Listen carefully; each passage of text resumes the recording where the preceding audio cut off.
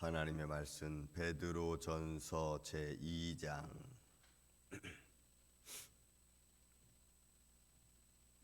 11절에서 12절 같이 말씀을 봉독하겠습니다. 베드로전서 2장 11절 12절.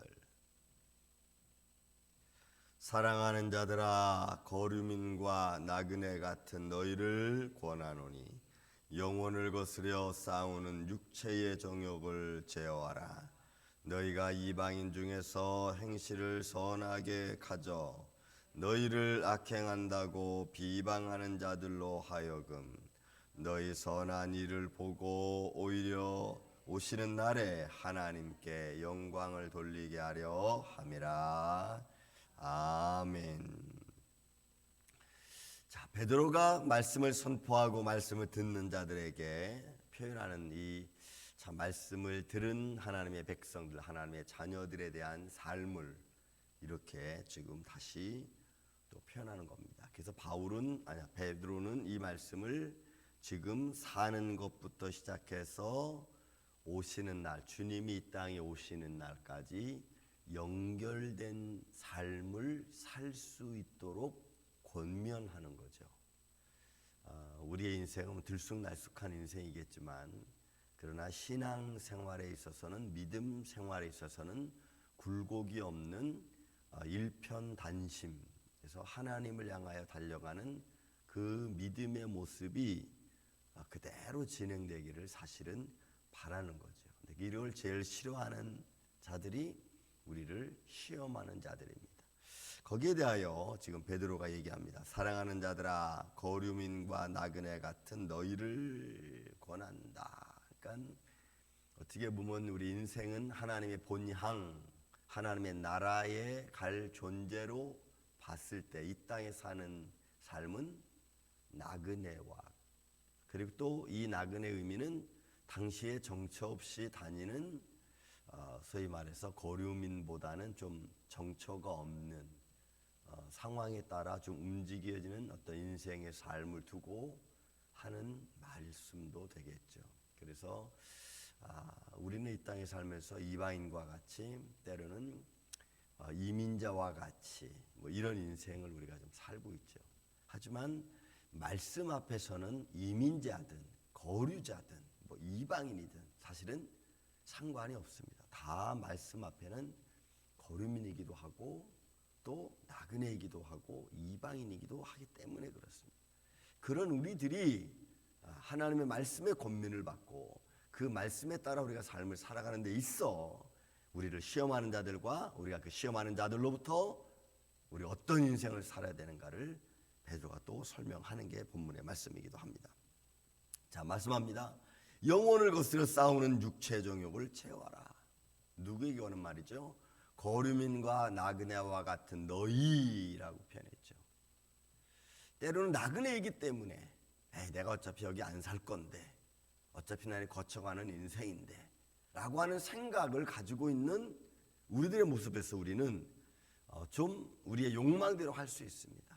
난 여기 있다가 잠깐 또 있다가 없어질 건데, 아니면 여기 잠깐 머물다가 또 딴 데로 갈 건데, 그렇기 때문에 우리는 그곳에서 우리의 유익만 취하고 그냥 옮겨가 버리면 되는 거죠. 그런데 베드로는 그렇게 표현하고 있지 않고, 너희가 잠깐 거하던 거류민처럼 오래 거하던 그냥 나그네와처럼 잠깐 있다 가든, 그러나 너희의 삶이 영혼을 거스리는, 말씀을 거스리는, 믿음을 거스리는 그런 육체의 정욕대로, 육체의 생각과 이성의 생각대로 하지 말라는 거예요. 그러냐 여러분, 우리가 다시 말씀드리지만 믿음의 사람이면 그 믿음의 사람이 어디에 거하든지 그 거하는 곳에서 하나님의 영광을 생각할 줄 아는 인생이어야 될 줄로 믿습니다. 여러분, 이 인생이 값지고 아름다운 거죠. 하나님의 영광을 드러낼 수 있는 겁니다. 우리가 어디서 누구를 만날런지는 우리는 아무도 알 수가 없어요.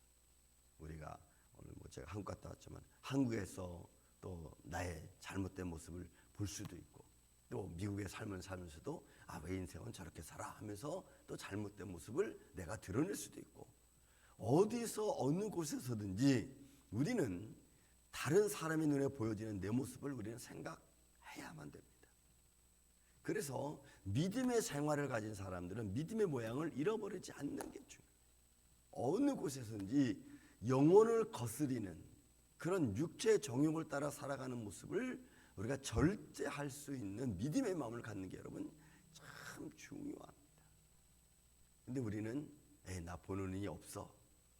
여러분, 나 보는 사람, 육체적인 눈을, 나 모르는 눈은 있을지 모르겠지만 그러나 나를 아신 하나님의 눈길은 나를 떠나지 않는 줄로 믿습니다.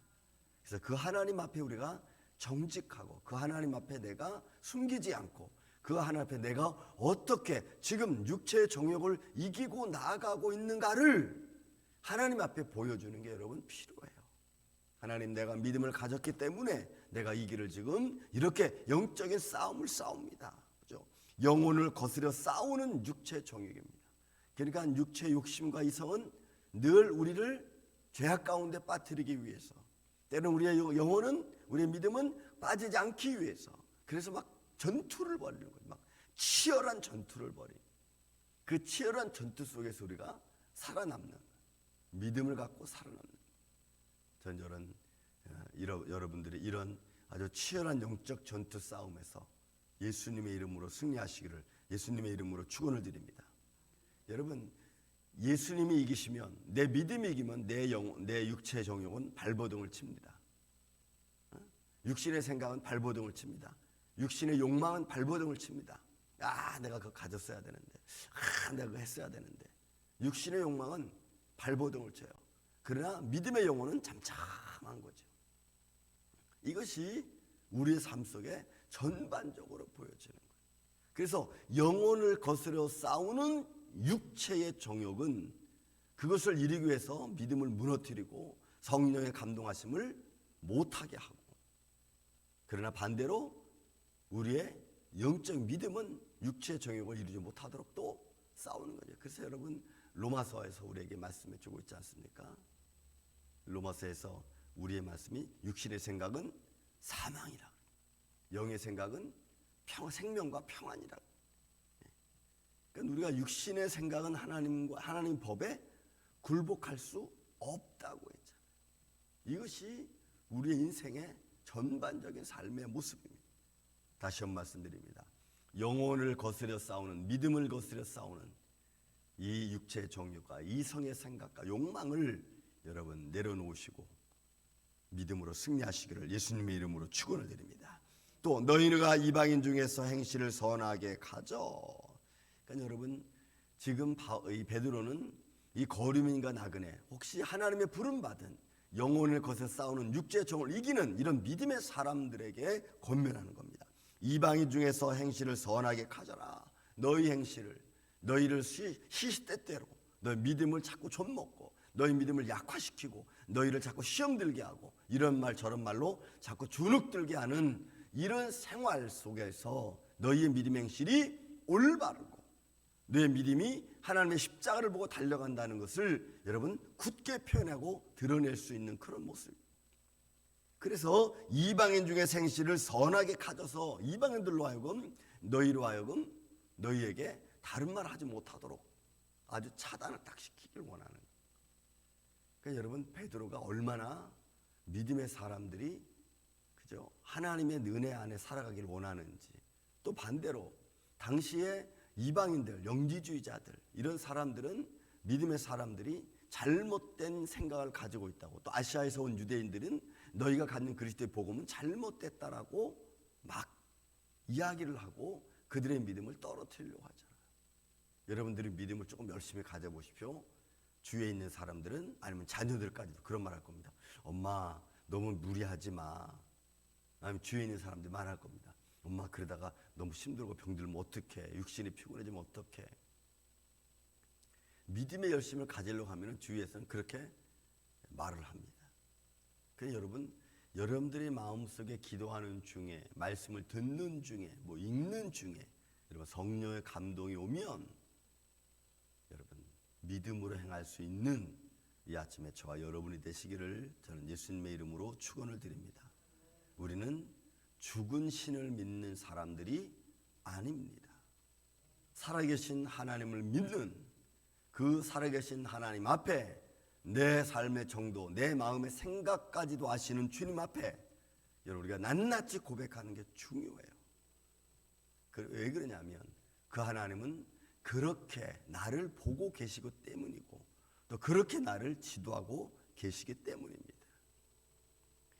그래서 너희를 비방하는 사람들이요, 너희를 악행한다고 비방하는 자들로 하여금 너희 선한 일을 보고 그들의 잘못된 말, 잘못된 교훈, 자기들의 교훈으로 그리스도의 복음을 막 책망하고 잘못됐다고 이해하던 너희가 믿는 것이 잘못된 이야기하는 그들에게 선한 모습을 보이라는 거예요.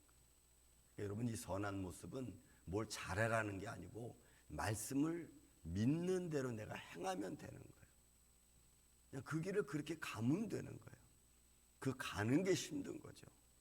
그러면 다른 사람이 보기에 잘못된 것 같은데 계속 시간이 가면 갈수록 변함이 없고 진실한 모습으로 그렇게 가거든요. 그러면 이 사람이 잘못된 사람이 아니었구나라고 그들의 생각을 바꾸는 거예요. 그럴 수 있도록 우리가 이런 믿음의 길을 이렇게 아주 순차적으로 바로 가는 게 여러분 참 중요한. 아내가 됐든 남편이 됐든 자녀가 됐든 주위 사람들이 됐든 처음에는 나를 막 몰아붙이죠. 믿음이 왜 그래? 행함이 왜 그래? 되게 뭐 잘난 척하네. 그런데 시간을 가면 갈수록 보니까 그 사람의 일괄성, 신앙의 일괄성, 믿음의 일괄성이 여러분 하나님 앞에도 영광이 될 뿐만이 아니고 그를 바라보던 모든 사람들에게 일괄성 있게 보여지는 거예요. 그 영광은 어디까지 옵니까? 보세요. 하여금 너희 선한 일을 보고 오시는 날에 하나님께 영광을 돌리게 하려 합니다. 그러니까 주님 앞에 주님이 부르시는 그날까지 그 하나님의 영광이 그들 가운데 임하는. 여러분 우리의 믿음의 신앙이 이렇게 나아가기를 예수님의 이름으로 축원을 드립니다. 변함없는 이 믿음의 모습을 통하여 하나님의 역사는 어떻게 이루어질지 몰라. 여러분 마치 눈덩이와 같은 겁니다.